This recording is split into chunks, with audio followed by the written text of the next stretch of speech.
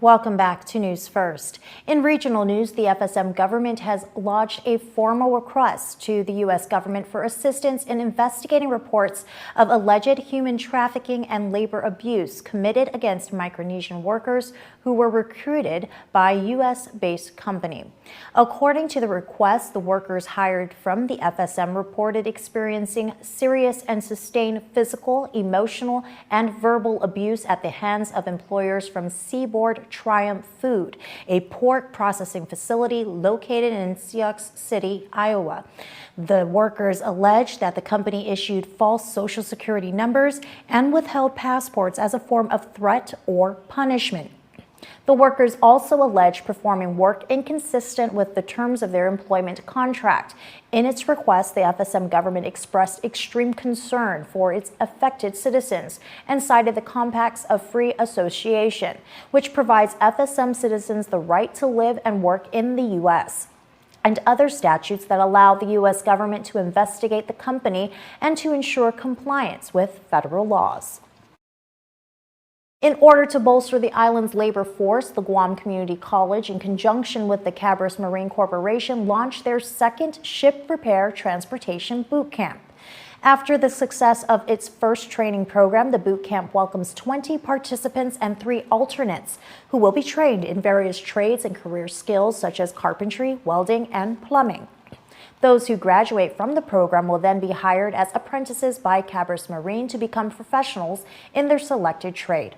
According to a release, the boot camp was established to address the shortage in ship repair industry and ensure that skilled ship repair apprentices candidates are selected and trained for our community.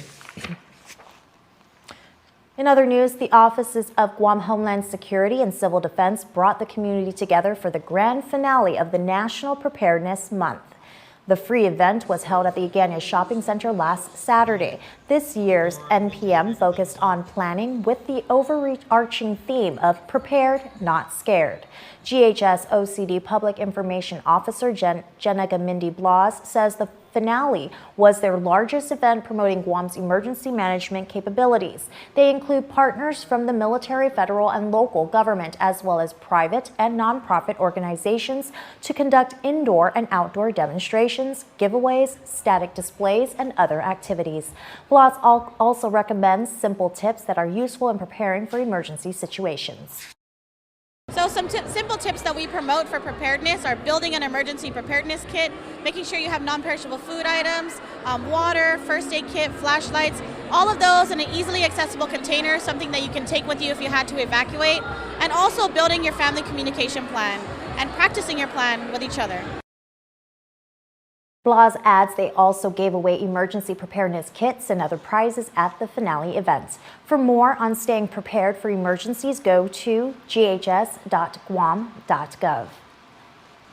In other news, Islanders showed their love for Korean cuisine and K-pop once again at this past Saturday's 2nd annual Korean Festival. This free event was hosted by the Korean Association of Guam. Hundreds of people, along with their furry friends, attended the highly anticipated festival at the Governor Joseph Flores Beach Park. Among visitors to the festival were Governor Luliang Guerrero and several other local officials, in which the governor thanked the Korean Association of Guam for their contributions to the local community. I know Korean Association is very contributes a lot to our community, does a lot of nonprofit kinds of events, a lot of donations, and a lot of great good faith and goodwill to our people of Guam. We welcome you, and we ask you to continue being a part of us. Right when you stepped into Ipao Beach Park, attendees were met with the smell of delicious, savory Korean-style barbecue, along with the upbeat sounds of K-pop music. This year, the weather did not disappoint without a trace of rain clouds in the area. Fortunately enough, to tackle the island heat, fans were given out for free. As an added precautionary measure, organizers worked with the Department of Parks and Recreation to fumigate the area with insect repellent to help festival goers avoid those pesky mosquitoes. Korean Association of Guam Director of Culture Thomas Sun said the event was packed with activities for everyone to enjoy. We have the Korean K-pop performances straight from Korea, and we have some kimchi making, bibimbap making. We have a lot of Korean food out there, and then the highlight of tonight's event is the local contestants. The festival featured 20 food vendors, a kimchi immersion experience, gifts, games, and raffle prizes. Up next, we have Life in Balance featuring GRMC. Let's take a look. Life in Balance is brought to you by Community First Guam Federal Credit Union, Your Good Neighbor Pharmacies, Simply Food, and Guam Regional Medical City, where patients are partners.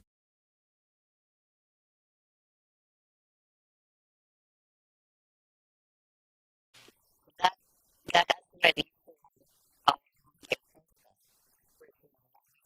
The take care of diet, the TV, I've been and I also have that the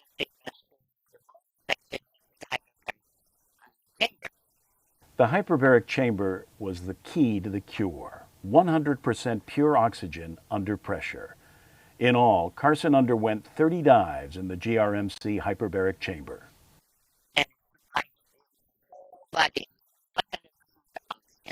this oxygen is considered medicine at that because we provide not only oxygen in areas that are dead, like in the air. It's not